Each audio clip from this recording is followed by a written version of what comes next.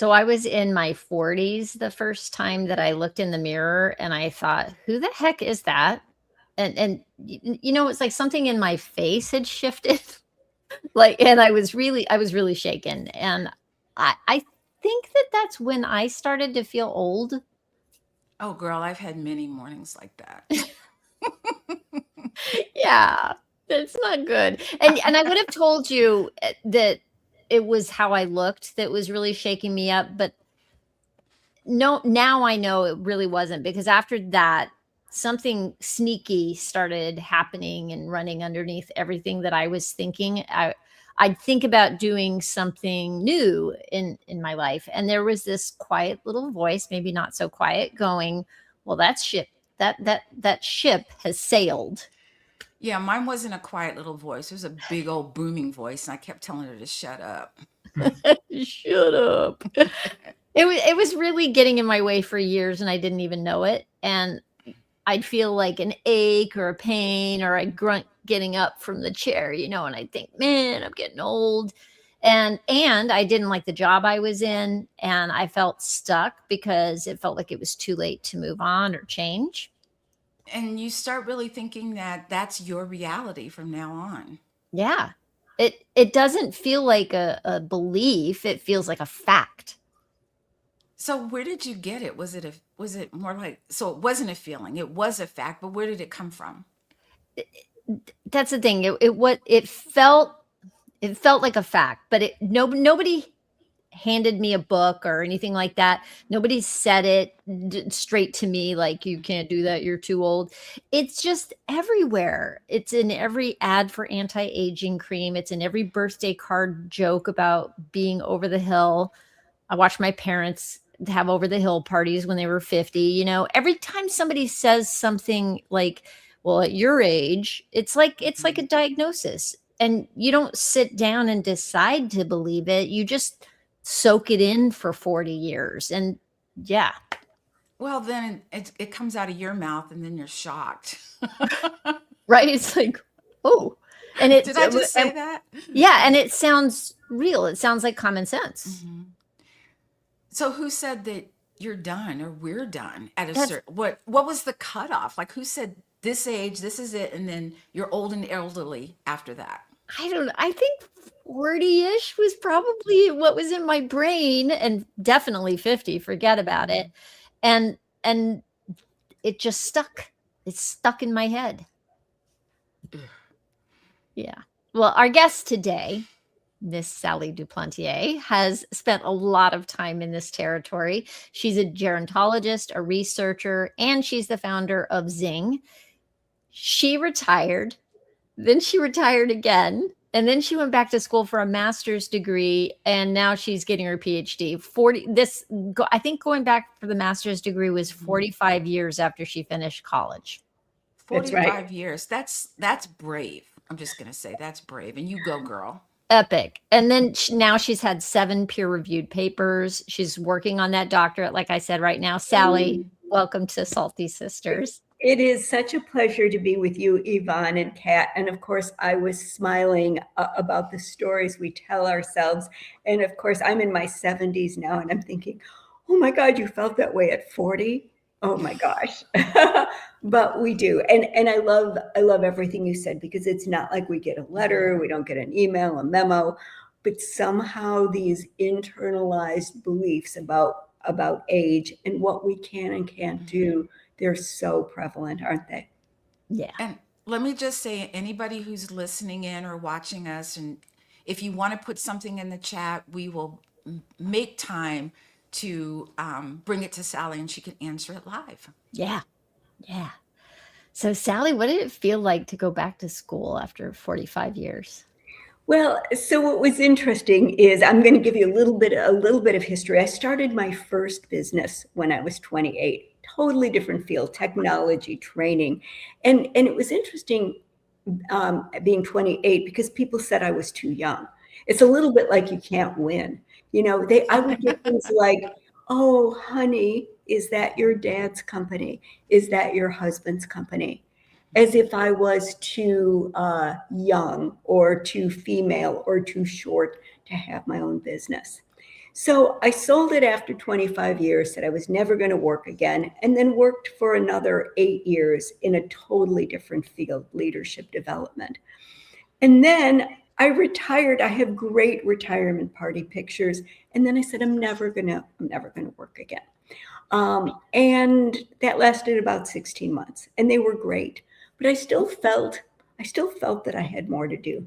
So the interesting thing, when I started Zing, my current company, I started it with a mission to help older adults live their best lives longer. Because here in the US, we've doubled our life expectancy since 1900, but we have not doubled or really improved how well we live. As older adults, we're living with more chronic disease than ever. So I had this idea, and I was in my mid-60s. I'm like, oh, I'm going to start a new company, but I had no training for it, except that I was 66, and I knew what it was like to be, in my older years. So I started at Stanford. I got a certificate in nutrition science, and I did really well. And that's what motivated me to go back to school. Wow, that's amazing. I think it's interesting when you said 28, because it brought me back to when I was a child, back in the early 60s and 70s, when 30 was considered old. And Yvonne, you know the story about how I felt like I was going to die at an early age because 30 was old, and apparently you die at 30. And so it's when you start getting closer, you're like, hey, wait a minute. 30's not old, and then 40's not old, and then 50's not old. And you know what? I'm 73. 73 isn't old. And one of the things, because I have this master of science in gerontology, one of the things that you learn early on is to change the language. Like, I never say the phrase old people, because if you think mentally about an old person, if you close your eyes and think about that for a minute, what comes to mind? I mean, it's not good. It's a stereotype. So older adults it's the phrase I use.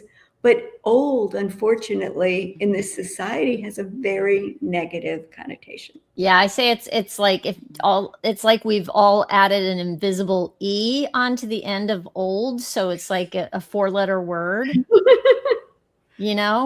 Seriously, like you can't, and sometimes I do. If somebody calls me old, I'm like, yeah, So, okay.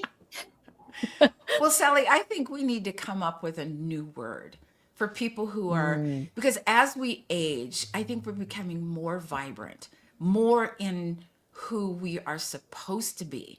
Because in our 20s and 30s, we're trying to be what everybody thinks we are, or what we think, or thinks what we should be. And then after a while, you're like, I'm not doing that. I want to be this.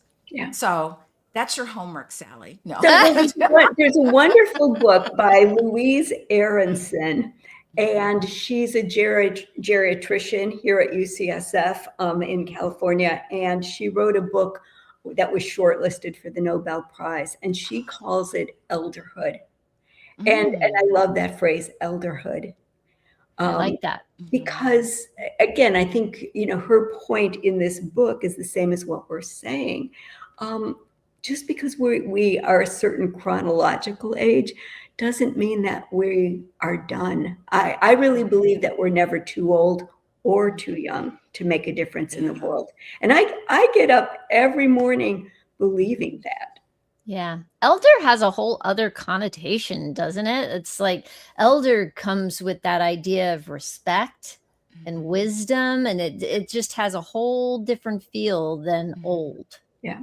I will tell you, going back to school, so I got a master's in gerontology, then I got a graduate certificate in qualitative research, and now I'm in a doctoral program in global public health.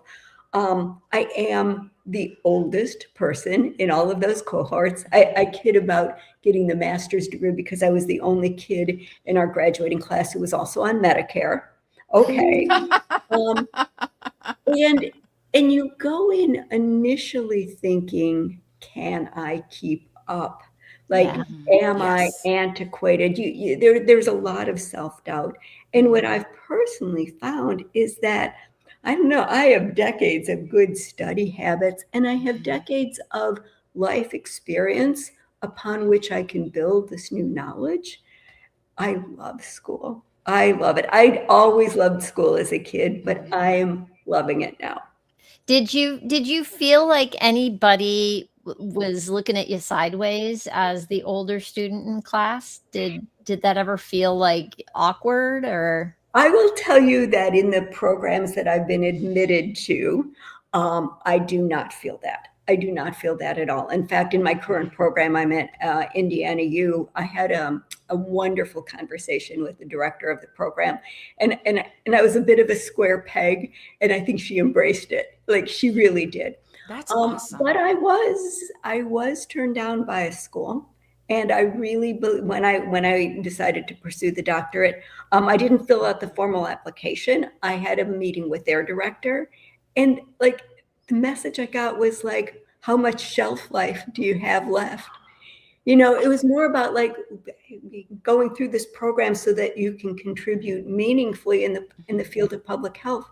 And I'm like, well, what the heck? Like, I felt that there was an assumption because of age. And it's not like they ask you how old you are, but come on. I mean, You you can look at tell. my resume, you can Yeah, tell. you can Yeah, you tell. can tell. So then I just found another school that really wanted me. And I was, it's funny, our director's name is Sue. I was just talking with her and I said, Sue, you picked right, because I'm 1 year into my program. And she said, oh, I know. She said, I knew from our first conversation. Yeah. You do. I mean, it brings up the point that as much as we think maybe the age is not a detriment, other people might have biases. Yeah. Oh, absolutely. And I believe that when people call us old or elderly or whatever it is, it's always coming from someone younger. And the tone in their voices is such that, they act as if they're never going to be our age. And I feel I said, you're lucky. You will be lucky to be this age. And you'll be lucky to be this active. And it comes, Yes. and I don't think there's malice behind it. No. Um, I recently broke my ankle. I broke my ankle hiking, of all things, and I'm like in a boot, and it's pretty cool because it's pink. But I do get people, younger people who want to like help me across the street or whatever. It's well intentioned. It's Yes. fine. It's okay. But there's some interesting research that you might want to know about. Yvonne and I have talked about it before. It's Becca Levy, Dr. Becca Levy. She's a researcher out of Yale University, famous for her studies about how our perception of aging not only affects how long we live, but how well we live. How it reduces risk of chronic disease. But one other thing that Dr. Levy talks about is stereotype embodiment theory. And it kind of goes back to what Yvonne was saying earlier. If kids see older adults like grandparents being treated as frail or needing help or not being quite with it, they actually grow into that type of older adult. Yes. So they really imprint on what they see. And so it just tells us that we need to treat older adults as people, not only for the older adult, but because of the message we're sending to society. Yeah, I have to stop myself sometimes because we live in a multi-family home and our landlord lives below us and she's older. She's our friend's mom. And sometimes she's working in the backyard and I always wonder, should I offer to help her with if I see her carrying something, if I see her doing something, and the part of me that thinks, oh, she needs help. I sometimes I stop and I literally don't offer help because I don't want to infantilize her in any way or assume that she's not able to. And I think she's we're pretty close enough that she'll tell me if she's having trouble with something, and I've got a story for you, Sally. I was skating about a month ago, I think it was, and I had on my helmet and my pads and everything, and I was at the skate park and having a great morning. I was the only one there for a bit, and then a mom showed up with two little boys on bikes. they had these helmets on too, and they had like spikes at their helmets and everything. Anyway, they were, so it gets a little crazy when kids show up at the skate park with all the ramps and things. You never really know with kids exactly which way they're going. So I was like watching where I was going, kind of keeping an eye out. And we were there for 5 minutes together, kind of just skating. And all of a sudden I started skating backwards, and this little guy comes up and he's skating towards me. And that's when he looked at me, maybe for the first time, and realized that I was older. And he looked at me and he goes, "Are you a grandma on roller skates?" And I wasn't sure I heard him right. And so I asked him what, and he said it again, the same way. "Are you a grandma on roller skates?" And I said, "Well, I am not a grandma, but I'm probably old enough to be one. And yeah, I'm on roller skates." And he kind of just couldn't process it.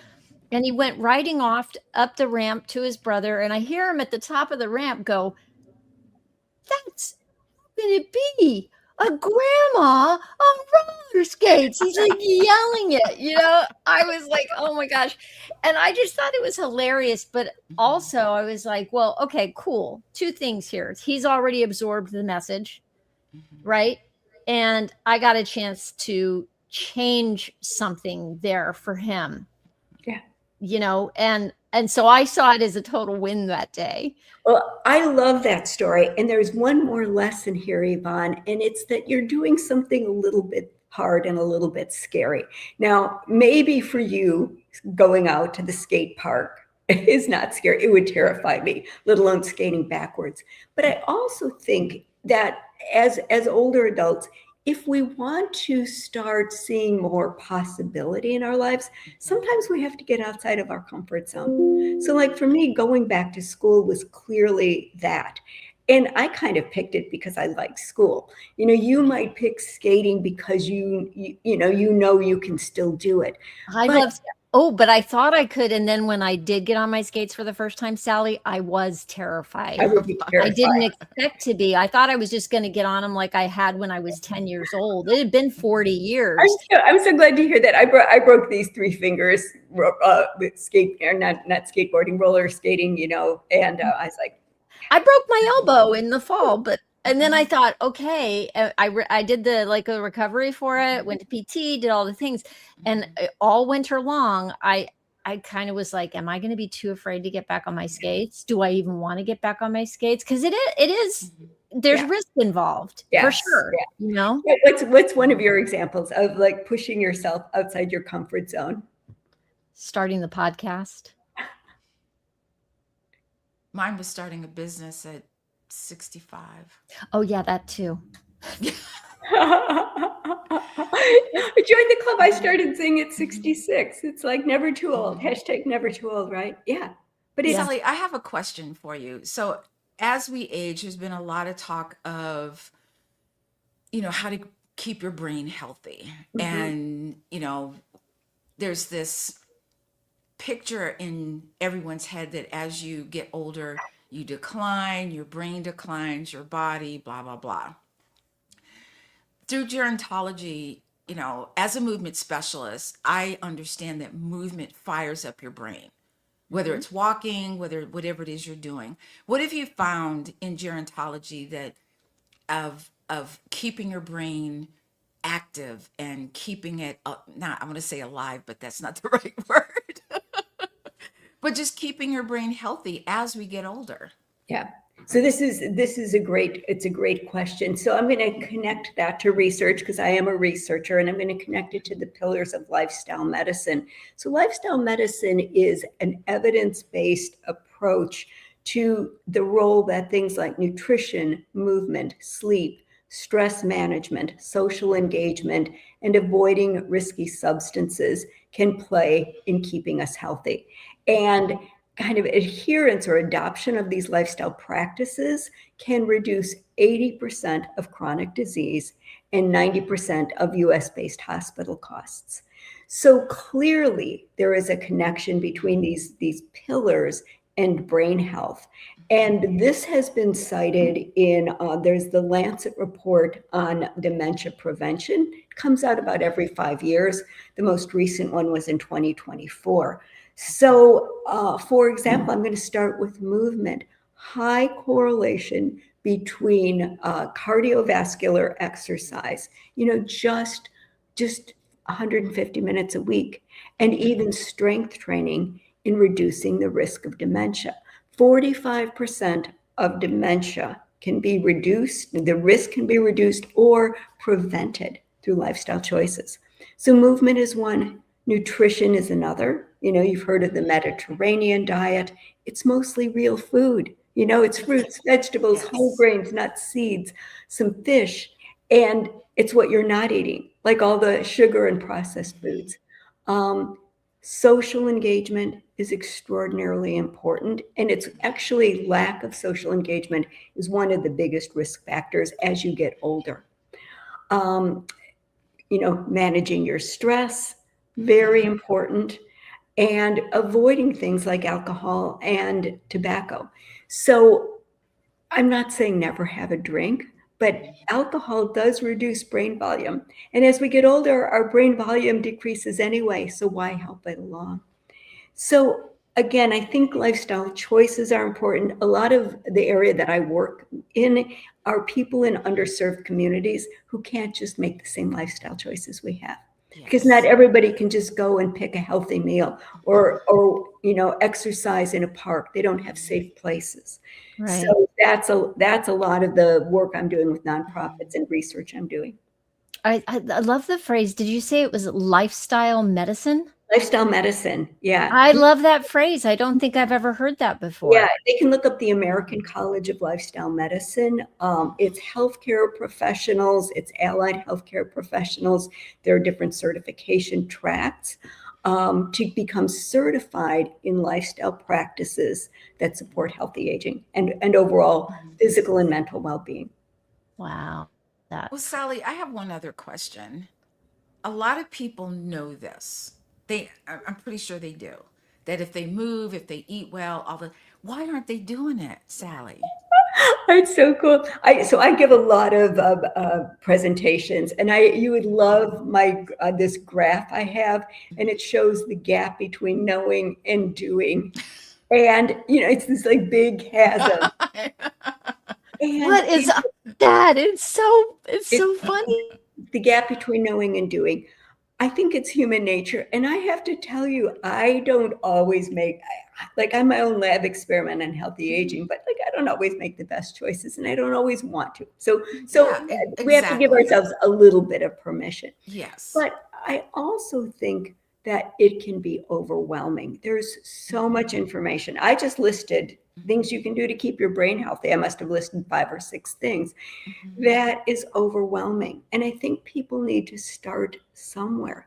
So it's like, what can you do? There's another great book. It's called Atomic Habits.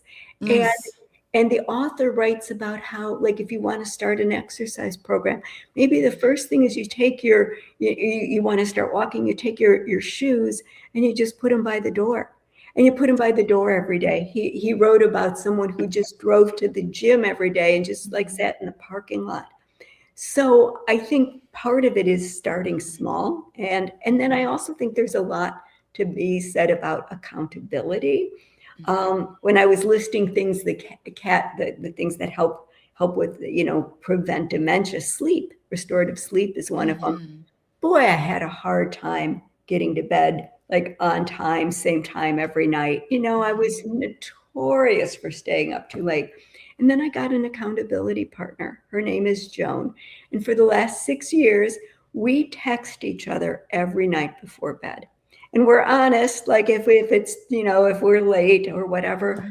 But it's just that check-in. I need to get to bed on time because I have to tell Joan it worked for me. So a couple things we can do. Can I just pop in and say, because I feel like your 11-minute challenge, Kat, fits right into this. So Sally, I want to let you know about this and get your thoughts. Kat does an ongoing, what's about once a month, 11-minute challenge to help people get started. Like I'm thinking of that person Mhm. going and sitting in the parking lot, right? Yeah. And it's like 11 minutes of exercise, and there's accountability built in too, because you sign up and you're there online with Kat, and you don't have to be on camera or anything. She's great. And I will say this, I'm pretty good about moving my body every day. But when I do Kat's 11-minute challenge, that 11 minutes, she scales it for different ability levels, but she moves in a different way than I'm used to. And it definitely gets my cardio up in a way that I don't do for myself because I don't like to sweat. I love it. And it's getting outside our comfort zone. It's the accountability. I want that link. I'm like still in a boot. I'm a little limited in terms of my cardio right now, but you know what? I'm still able to do something. There's an awful lot you can do even with a broken ankle. Come on. I love it. Absolutely. Absolutely. I love it. I definitely want that link. It's a perfect Okay, we'll get that example. to you. Yeah, yeah. And When and is we'll the share next it one, with the Pat? community. Is that coming up? October. October what? October. Do you know? October 5th through the 9th, I believe. Okay, cool. Okay. Yeah, I want to try it. It's just Awesome. 11 minutes. Yeah. So it's along the same lines when people say, oh, I don't have, they say 150 minutes. And people just take that whole 150 and go, I don't have 150 minutes. So I said, but do you have 11? And I talked to someone and she goes, I don't think I can. I said, then we need to talk for real. Because I believe there's enough time for everything that's important. Yes. Somehow, if it's important, we make the time for it. And quite honestly, what we're talking about, the physical activity, is so important as we age. It's so important to support healthy aging. Yeah. And I totally understand, when you have to start somewhere. People, I call them the people that are getting ready to get ready. Oh, I can't start because I don't have new shoes. Oh, I can't start because of this. And I think we have to start somewhere. Find that one thing that you can say, if you haven't been eating vegetables, pick a vegetable you like and start eating it, and then start adding from there. But people think of the all or none. Oh, I can't do under 50 minutes, so I'm doing nothing. Well, it's interesting when I give presentations and I talk about sleep, I talk about stress, I talk about, nutrition. I give people experiments to try. And I like the idea of an experiment because you can try it and see what happens. So, back to your kind of fruit or vegetable, could you try like eating an extra half cup of vegetables a day for a week? And see what happens. Like you might hate it. You might want more. You might say, well, this wasn't the right vegetable, but I like this. Or you might say, well, I don't like vegetables, but I want fruit.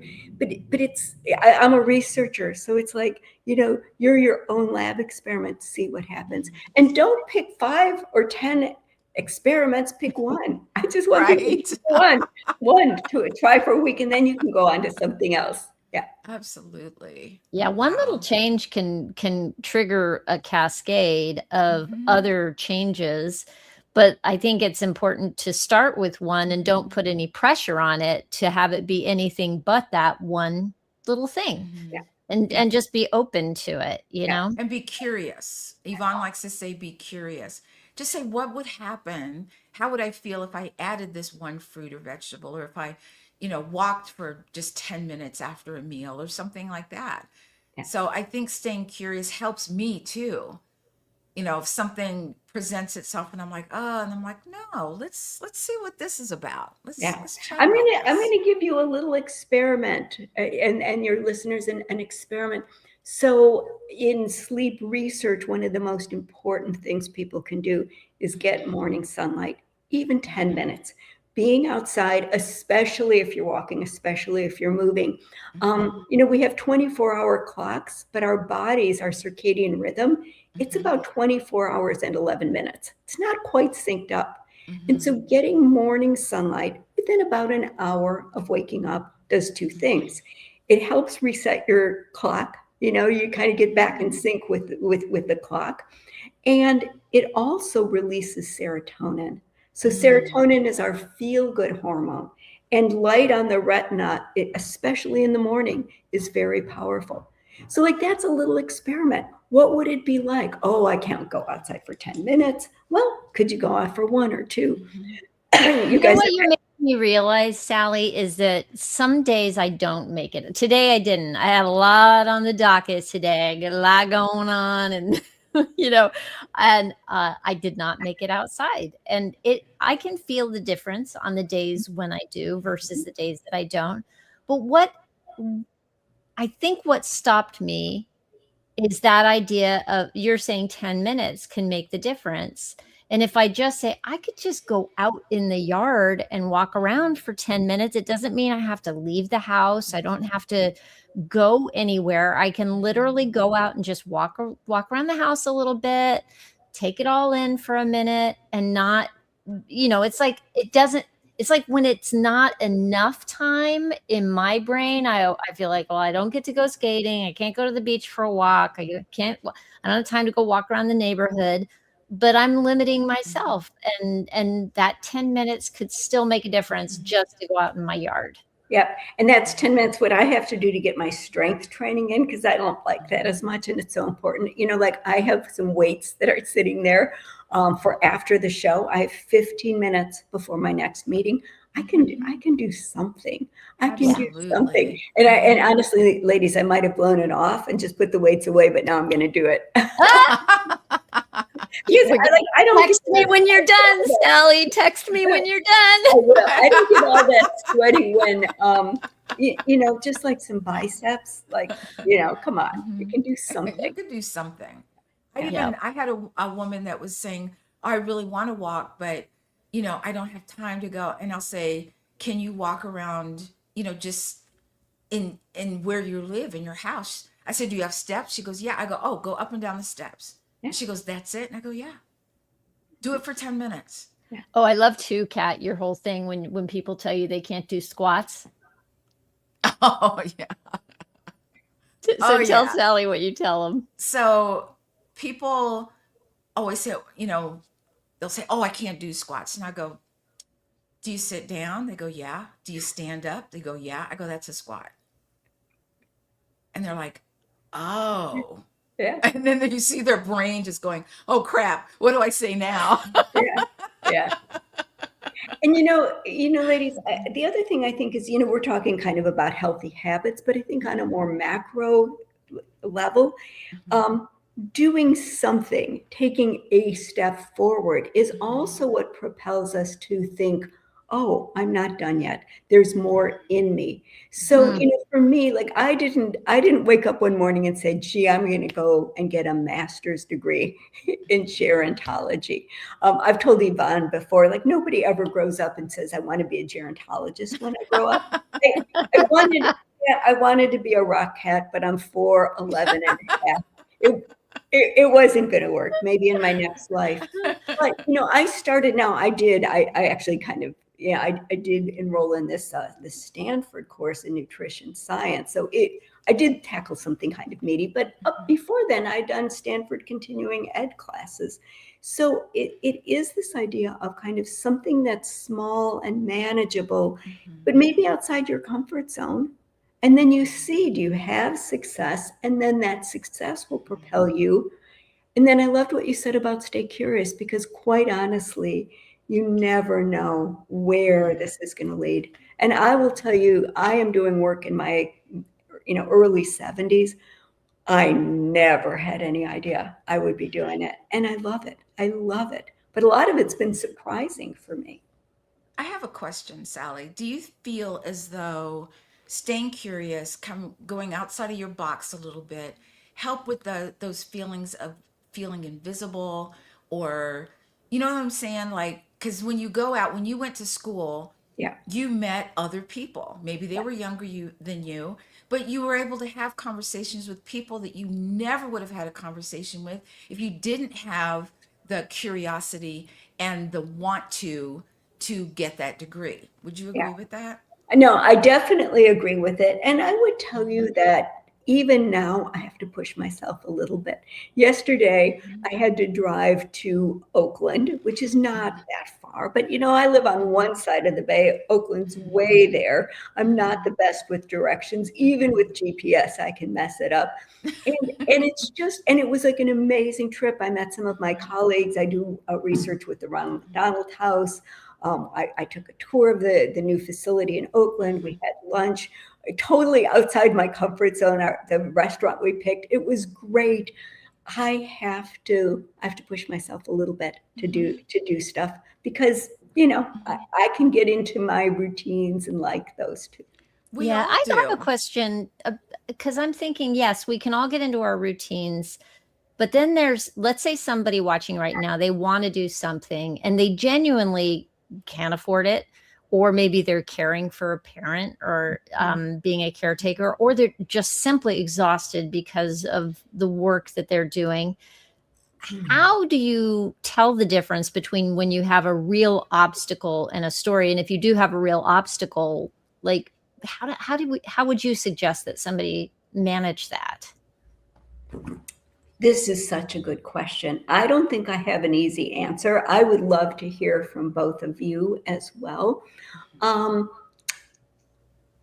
Because I haven't faced a circumstance that in recent years that is so dire that I couldn't do something. I mean, yeah, I had COVID and I was flat in bed type of thing.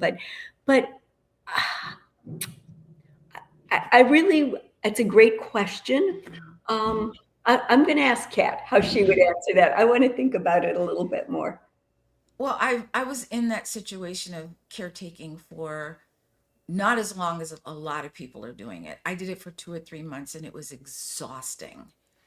And my husband, bless his heart, he took care of everything. And there were times when I just said, I need to go sit in my car and do nothing. And he goes, I got it. You do what you need to do. So if you have someone, I feel that you can do that. Maybe it's not a spouse, maybe it's a friend that can just make sure, because my mom had to be watched. She had problems with mobility.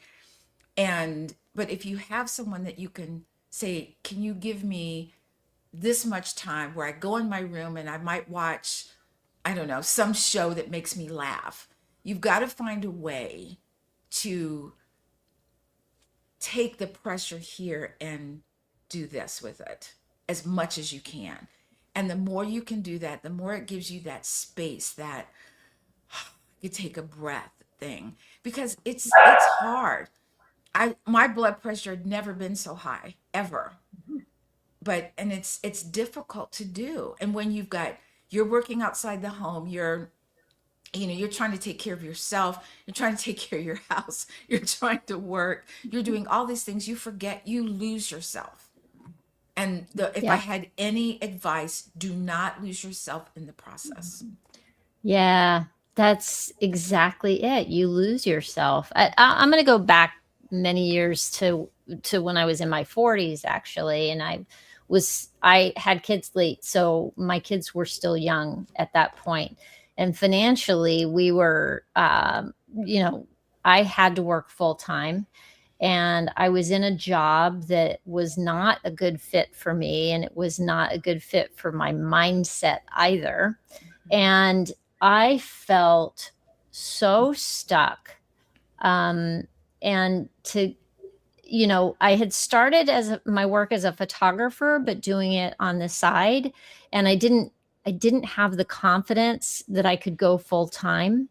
It was all still pretty new back then. And, I had to do some real, some real judo, I'll call it, about the work that I was doing. I stayed with that company, but I did manage to get myself out of one position and into a slightly different one. And that move helped. But I still, overall, that company I had my own issues there. I had to kind of start doing some mental work with myself to say, okay, let's go in and act as if this is I'm gonna walk in with some swagger today. I'm gonna go in and act as if this is a great day and this is the job. But I was thinking of you, Kat, going out and saying I have to sit in my car. I would go at lunch and go sit in my car. I called it the solarium in the wintertime. And I'd have my lunch in my car and just like regroup, because it was like, get up in the morning, go to work, go home, kids, bed, edit photos, go to bed, and do the same thing the Rinse and next day. repeat. Yes. Yeah. And it was a rough time, but things were cooking and percolating in that time that I didn't know that discomfort that I was feeling was leading to better things for me. And I did start to go, okay, well, what else could I do? What other job could I find that would allow me to go more full in on my photography business? And I started looking, and it was just like tiny little steps, I guess that's it. I don't have the answer for anybody. Well, I think there's a common denominator here, and part of what I hear is that you still need to make time to prioritize yourself and for self-care. I think the self-care, it's an overused term. I hate that word too now. But I also think there's this balance between kind of getting outside our comfort zone and pushing ourselves a little bit, and then just knowing and recognizing when enough is enough. And you just really need to take that nap. I think we were talking before the show. I am a napper. I love my naps. I will take a nap. Love naps. Afternoon nap. And I don't feel bad. It used to be like, oh, you can take a nap on the weekend. Well, why not Tuesday? You know what I mean? Yeah. And sometimes it's 10, 15 minutes, just getting horizontal for a few minutes and closing my eyes. It's a reset. And giving yourself permission. Like, it's Yes. okay. So I think I'm not sure who your listeners are. You may have men and women. I think in general, women we're really hard on ourselves. Yes. And so it's not always about pushing ourselves, but it's a little bit like what else is possible? What might I be able to do? So there's a balance. I think it's interesting you said give yourself permission, because about 2 or 3 years ago, I started what I call my Catitude Day. And Catitude Day is I can do whatever I want to do if and when I feel like I want to do it. If I don't, it's okay. If I do, it's okay. And it's on Sundays. And I told my husband, Catitude Day is Sunday. And he'll go, hey, can you do this? And I go, well, it is Catitude Day. And he goes, oh, yeah. I said, I'll try to get it done. I'll try to. But even he knows it's Catitude Day. There's an older book, but it left an impression by Elizabeth Berg. It's called The Day I Ate Everything I Wanted. Right? I love that. I might have to reread it. I wonder if I can borrow a Catitude Day. I'll tell my husband it's a Catitude Day and see what he says. You have a Catitude Day every Sunday or just every once in a while? Every Sunday. It's on my calendar. Catitude Day. That is so funny. That's so funny. See, I already had to give feel- myself permission to do that, though. I was like, I can't just have a whole day. And I was like, why not? No, and it's interesting because I have a business and I'm in graduate school, and pretty much like I work every day. I mean, that's just how it is. And I find I feel guilty like taking a whole day off. Yeah. It's lovely. And no, I know Robert Waldinger, who's just an amazing psychologist. He's like a monk. He's the current director of the Harvard study on happiness. But he wrote a blog recently about why do we feel so guilty about not being productive? Like we look back at our day and we go, oh my gosh, was it productive, not productive? Not productive, we feel guilty. Like, what the heck? Why is that? This has become my life obsession lately, Sally. I mean, my own self-experiment into play. It actually started, I will say, the thing that busted all the doors wide open for me was deciding to do a 30-day project experiment with myself when I was probably about 48. I decided to get up in the morning and meditate every day for 30 days.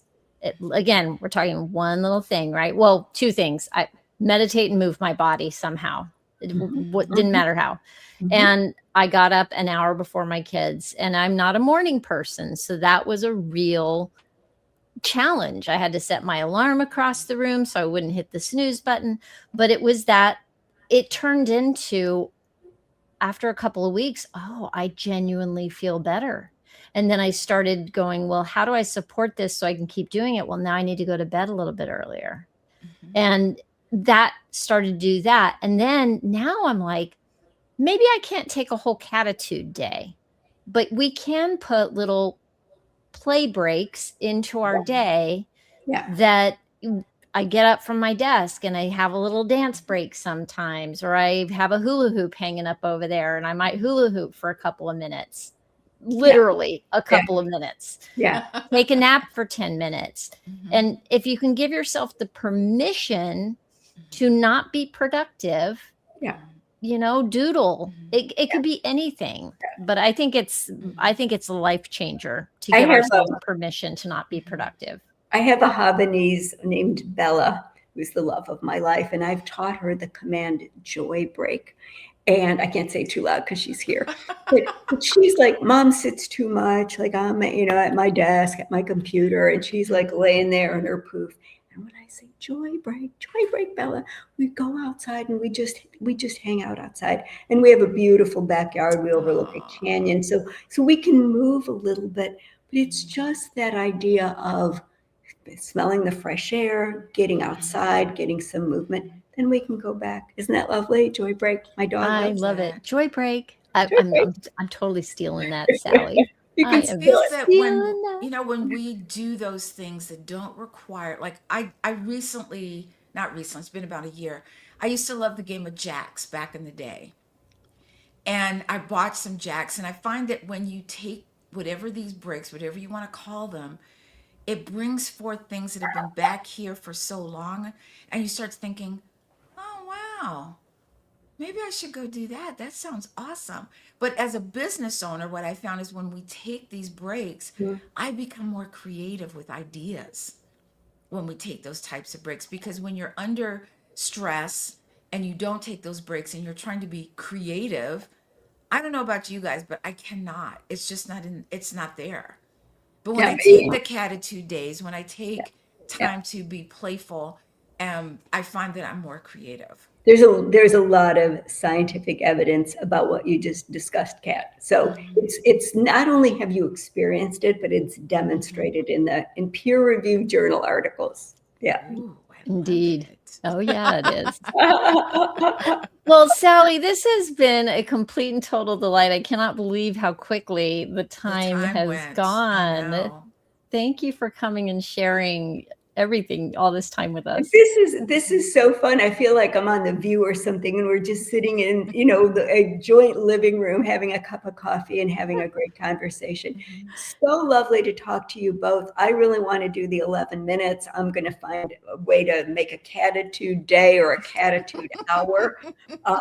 It's super to talk with both of you. Yeah, and Sally, you're invited to my play shop, which is happening live on the 12th. You've done the video version of it, but on the 12th, I'm doing that. And next week, it's just going to be Kat and I. We're talking about confidence. We're here again next Friday, 2:00 Eastern time. And Sally, where can people come find you? Yes. They can find me at myzinglife.com. And I have a free health program on healthy aging called Wellness Wednesdays. So people are invited to attend that. And I look forward to future conversations. I love that we've been able to stay in touch since you were on my podcast before, Sally. This is so great. Thank you. Great. Thank you both. This has been amazing. My first time meeting you, Sally, but I'm like, well, what about this? And I have all these questions and I'm like, look at the time. Can we go over? Just this once. Well, maybe I can join you in the future. Thank you both so much. Maybe we'll pick another topic and have you back, Sally. That would be great. I would love that would be great. So for everyone listening, if you're watching this on replay, we have to have her back doing something. But in the meantime, we are the Salty Sisters, and stay salty, my friends. Stay salty.